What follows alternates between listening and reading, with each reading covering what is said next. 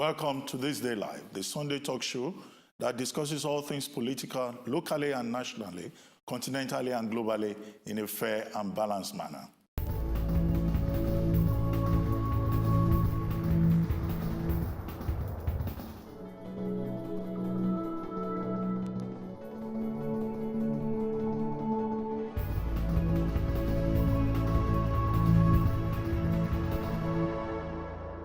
My name is Rueben Abati, your host for This Day Live Sunday talk show. And with me is Dele Momodu, a one-time presidential candidate and noted columnist. We also have Prisca, a leading African business network expert, a board member of the Harvard alumni, whose day job is as a senior executive at the Access Management Corporation of Nigeria, AMCON. We also have Olaleye, deputy editor at This Day on Sunday and a noted political journalist. Ladies and gentlemen, you're welcome. Thank you. It's good to be back here. We go straight to the first issue of the day, which is the week that was. And it was truly a very interesting week in Nigeria.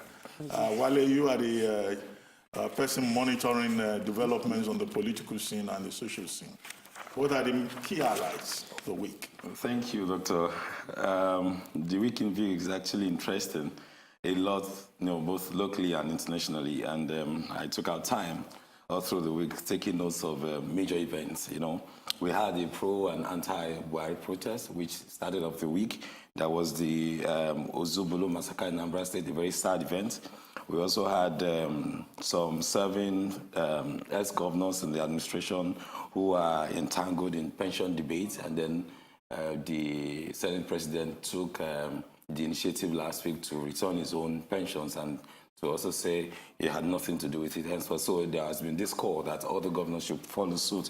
Then there was the forfeiture of 37.5 property by a designee to the federal government. You mean $37.5 million? $1 million, yeah. And then you had this, I'm sure somebody like Bob D will be very scared about this one. There was a bomb scare at the Lagos International Airport. Eventually, it was discovered to be nothing to worry about. Then the police force also discovered a few kidnappers then in Lagos, in Ijaye, in Ikeja, and then some were smashed in Kaduna with about 18 people arrested.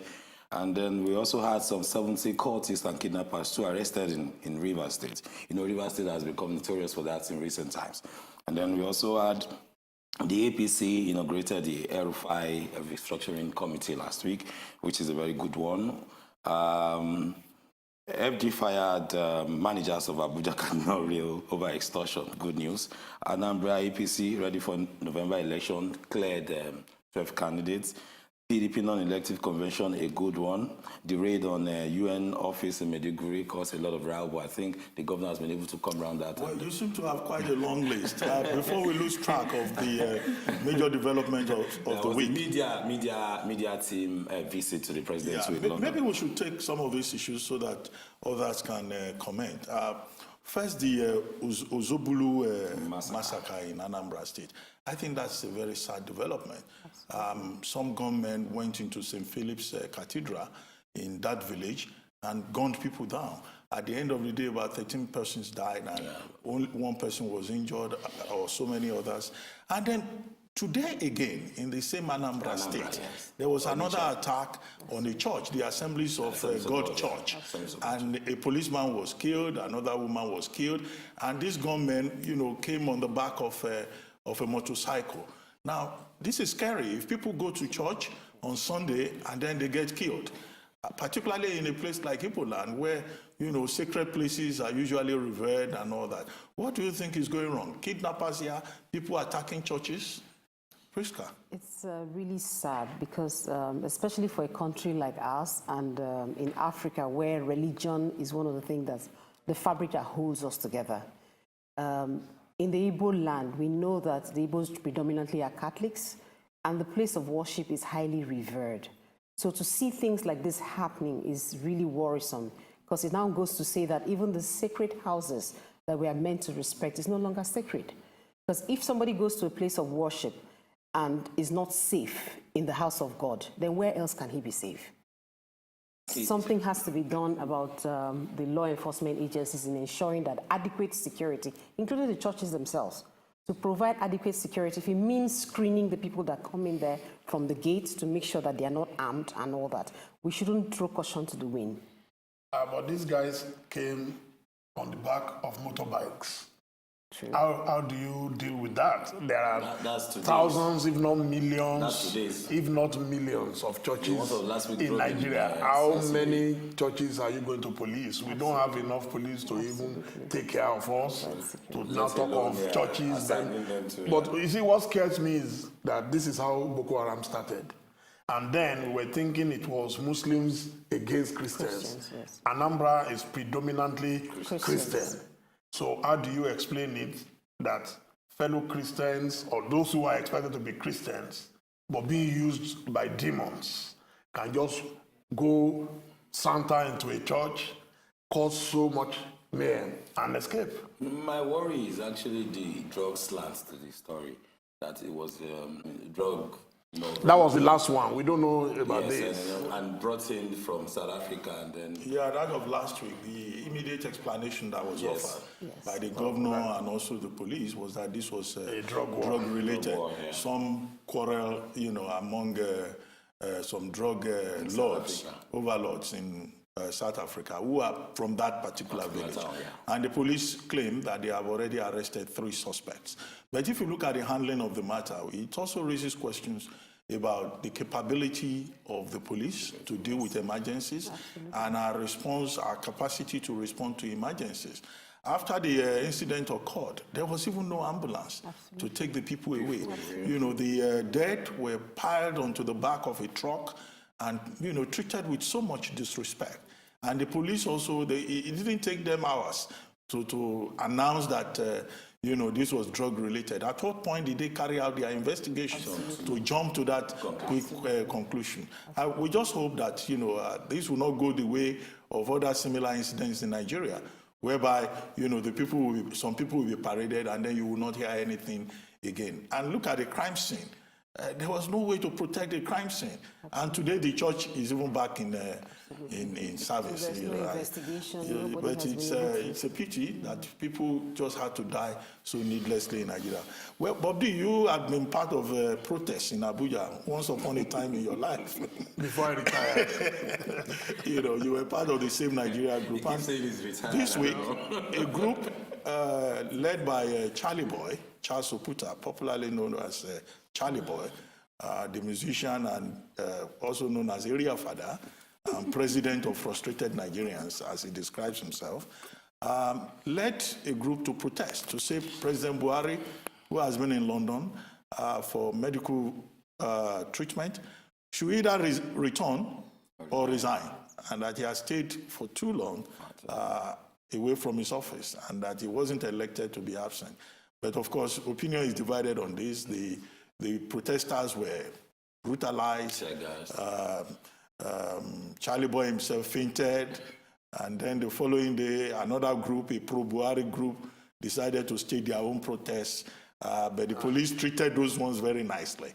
So what are we running? 2 different kinds of principles for different categories.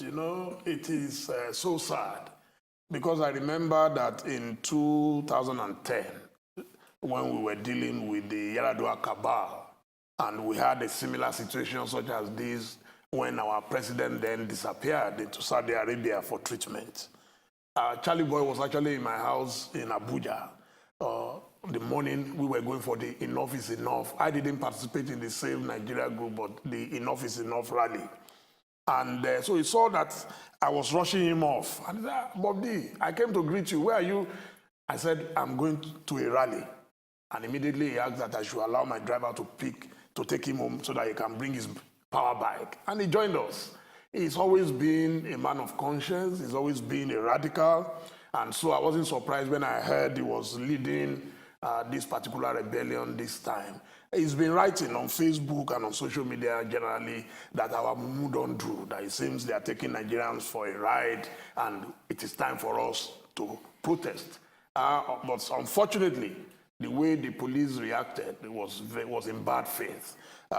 Charlie Boy must be about 65 years now. 66. 66. I mean, at that age, what if he dies? And then we'll start another commotion. There is no reason in a democracy why people cannot protest. If they want, the police should be with them the same way they were with the pro-Buhari group.